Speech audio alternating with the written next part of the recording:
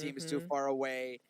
Vehicle explosions or spinning out or something is always a favorite. That's Car always fun. flipping, and then you're like, Yeah. okay, well, you get shot while the car's flipping and you're dead. Yeah, there's a lot of them, and we'll have another opportunity to go through them. But right now, I kind of want to focus on APG, right? Yes. We were talking about them taking a fight on this particular hill with LGD. LGD decided to go away and take the fight to Reject, actually. So we're going to focus on that right now. They managed to get the first knock, followed by the second instantly. That means that Reject are in a 2v2 situation. Or rather, oh, not really, because we are seeing that Team Spirit as well are waiting in the wings. Reject not happy about the fact that they had to secure that and then try to see if they can get their revives before a full push comes their way. LGD lose 2 members, and they gain nothing from that fight unless that nade does something right now. Not sure it will. Reject should be able to reset, I believe. And the thing is, Team Spirit will be able to hold the push from either side from that high ground too. This is a very interesting fight, and one that they have to really do quickly, because now you're starting to see, yeah, Vampires moving in. You got teams on the other side, Boing Donkey as well. Trifecta is going to be a very heavily contested area, so they really need to finish up this fight very, very quickly. You can see Team Spirit up at the top there. Really nice little spray. Oh my goodness, from Schweppes. There we go. We saw him do it yesterday. He's doing some more today. Really nice little spray coming in there onto effect. And now Rejects kind of just have to wait because it's gotten a little bit too hot to handle. Reiji has 2 elims on the board. They want to just keep it that way. They don't want to have any more points, any more risks taken here. Tian, though, will go low. So LGD not really waiting around for anything, just trying to get that maneuverability on their side. But at this point, I think Rejects have to just kind of back off here, just wait their turn. Their turn was here, and the turn has left. It's now somebody else's turn, and LGD now just got to kind of, they're put on the back foot a little bit. I mean, what do you do here? I think you kind of just wait it out, right? You just have to hold because you're still in the center of the zone up until you find out which of the areas of Trifecta is going to have the majority of the zone, and then you make your move. But the fact that they lost 2 players just means that they are open to a push specifically by Team Spirit because Spirit was able to see the fight unravel the whole time. So they have the information. And obviously so does Reject. So if the zone shifts over to the side where LGD is, Reject know, guys, it's a 4v2, quick push, get the knocks, get the elims. We're going to have the compound that may get us the game. Yep. So that's what, and I think that's what LGD's plan was when they gave up the high ground that APG held towards the southern side. They wanted to hold on to that area. And now you can see that's exactly what seems to be the situation on the side of LGD. Obviously, it may not be center zone, but they are in a position to, LGD are in a position to gatekeep the likes of Reject. Yes. And I believe we also have one more other team that's on the northern side of Trifecta. Yeah. So there's 2 squads there that are going to be in danger.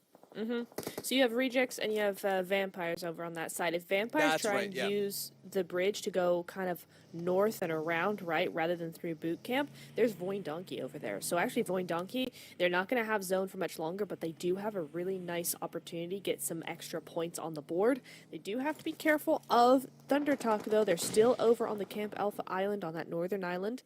Big spread, but I'm not sure where they're going to decide to move in. They could come into Ruins. They could come in behind Boing Donkey, so that's something to consider.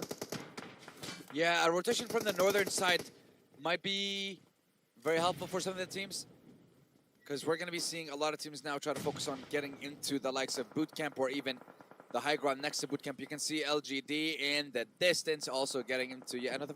Hold on. Did LGD make another move where they abandoned? Oh my God, How LGD did they get here? with their rotations. Insane. How? That's, you're telling me from the second that we switched over from, wow. Yeah, that's just insane. So these 2 duo from LGD were able to leave the situation where it was them, Vampire, and Reject after losing 2 members, make a rotation to the center of the zone as a duo where there's already 2 squads inside of boot camp and God knows how many on the outskirts of it. How did LGD make it into this ground is absolutely beyond me, but fantastic play from them to be able to reach this position because that means that now they don't have to gatekeep. They were at a numbers disadvantage if they tried to do that, So they're just playing for placements because they don't want to lose that number 2 spot. They don't want to lose all the hard work that they put in the first day of the competition. And I absolutely love that from LGD. I can see why Maxman was a huge fan of LGD earlier on, but we'll go back to that later on. Oof. As we see Influence Rage up against Alpha 7, the Brazilians, fighting amongst each other on the eastern side, rather. Eastern side. That's the one. Sorry, the DRX. compass was all over the place. Yeah, it was. But DRX are actually... Wait, where were they? They've had a late rotation from the south side over by Ruin, so they've come up right behind both the Brazilian teams, and this is the third party that they're looking for here. But actually, Influence Rage still up as a full squad. This is dangerous for DRX. Okay, they managed to get the first one, but the question remains, will they actually go for a push outside the zone? It would be best for you to take care of it now before you start losing more time. But Lorenzen manages to get a knock in their turn. It is now a 3v2. DRX lose 2 all of a sudden. Law, what can you do? He's able to get the 5 off. He's able to heal. Diego's holding the ground. Able to also finish off those eliminations and secure them. Nade coming in. Maybe a little bit of damage. Not enough though! And Influence Rage! Turn it around and they take down DRX. Oh, hang on. Tianba here looking for a fight. Another challenger jumps into the fray. The slowest push. Yeah, that was so... I thought it was slow-mo. Get out of the car. Get out. Move. There's a nade. Okay, good.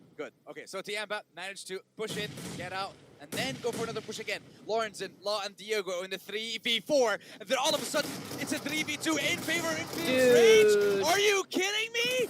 Rage unleashed on Sandhawk, and they get 8 eliminations in 2 minutes. The Brazilians are unstoppable. Okay, Tianba. I like Influence Rage. GG's. Well played. Tianba, what was that? What was that? Oh, honestly, hang on. Both teams, what was that? Both teams, what was that? That was insane. True. Like, they were being pushed outside the zone. DRX could have taken their sweet time with that fight. I mean, honestly, right now, the fact that Diego is eliminated, not the worst thing. Combine those 8 eliminations with a placement point or 2, get top 8, fantastic game for you as Influence Rage.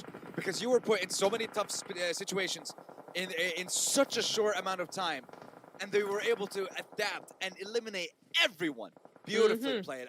That's so good. It was so sensational from them. But now they got to get into zone. But we move over to Boing Donkey and Team Spirit, really controlling side onto Team Spirit here to have one up on the hillside, right? To make sure that Boing Donkey can't use all the angles, can't nade up onto this roof side here. So this is where Team Spirit might have the upper hand, but they have to be careful. Don't go in one by one. You've got them in a corner. Oh. Doesn't quite get the shots. There we go. One goes down. That's the first one. Moving in together now. They're all in that one building. One nade and they are toast. But Boing Donkey, they have nades as well. There we go. That's the first one. DBS coming on in. That's going to be not a second yet. The shots aren't hitting. Where are the shots? They can't all get of in. you. The shotguns are too many. It's still a 4v2. The Molly. There we go. Yeah, finally you managed to secure that last one. Boing Donkey.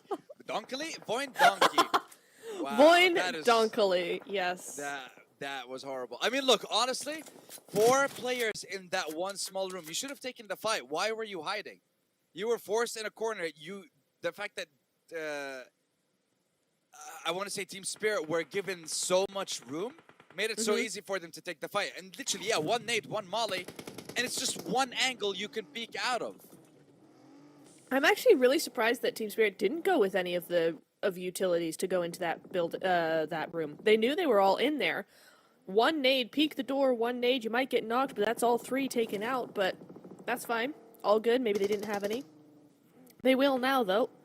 So that's nice. Yeah, Team Spirit getting some elims. Well played from them. Nicely done. You do see Doc, though, in that elim feed, taking out Osalt. It's a little bit of contest coming over onto those edges of the zone, and as the zone gets small, you are going to start seeing that nice little spray with that AUG, though. BTR, man, they're here to play. And I'm starting to question if Weibo are, because once again, I saw a very, very slow moving vehicle. They lost one person on the outside in boot camp. Their rotation was a little bit late. Yesterday, their rotations were a lot better. They were a lot quicker. The position was phenomenal this time around. In 30 seconds, they lost 3 players as they were trying to leave the bootcamp area, which technically was still in the zone. I don't know why they felt the need to go for a wide swing like that. Yes, the zone will probably shift away from bootcamp, but would have been able to stay as a whole squad, at least maybe get an elim or 2 on your way out. But this, especially with the fact that they got 2 eliminations and then they had a good position, and now they're down to 1 member. And a squad like BTR that has 4 has an opportunity to catch up now. APG could have a very good angle onto Can here, but I think Ozan knows that he's there. Ozzy-san, he's on that corner, he's on that rock, and he knows it. Nade is primed, and with all 3 APG players really close together, that could be good. Doesn't quite do anything, but Reefus will go on down. That's the first one, up over the top with Zul, but it's not going to be enough. He's fighting on different angles. Molotov to block that angle. Really nicely played. Down he goes. Easily done for them, and that's going to be him. Actually, just immediately just taken out there. WBG, though, 33Z might have something to say about this. Looking for a little bit of a third party, but nah, it was a quick nade, and then he's going to fall on back. Now, he does not want that. He thought he could get a surprise attack. Didn't happen, so he's going to go back over and watch his north side.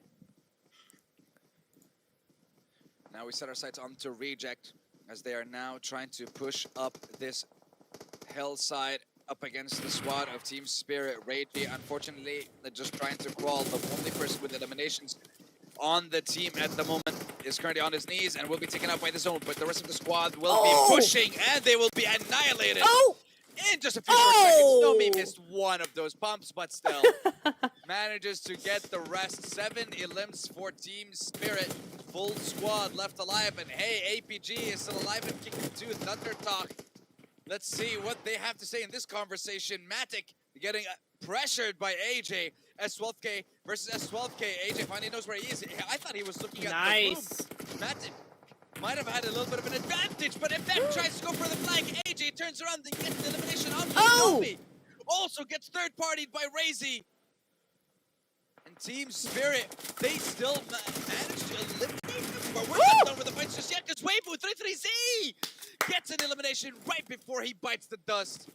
Takes 4th place for Weibo, so it was still salvaged by Weibo. A top 4 with 3 elims, you're still getting points, and that's what you need. But now you have APG, Team Spirit, and BTR all fighting for that winner chicken dinner. You can still see, we're still going through number 6, number 5, number 4. The graphics are so behind because of how many fights just wrapped up so quickly. But what I love here is that Team Spirit were so busy with Thunder Talk, the BTR were able to actually just move into zone, into center zone. Look at them on the mini-map. They were able to take full control. The only thing that could, as I was going to say, keep Team Spirit in the run of things is this fight happening. APG clashing against BTR on their side, right? This could give Team Spirit the opening they need, but it also could go very, very badly. APG have that sneak factor. Their belly's on the ground, just looking for those shots wherever they can find them. Sitar could have done good work, but he does get taken on out by Kitsune.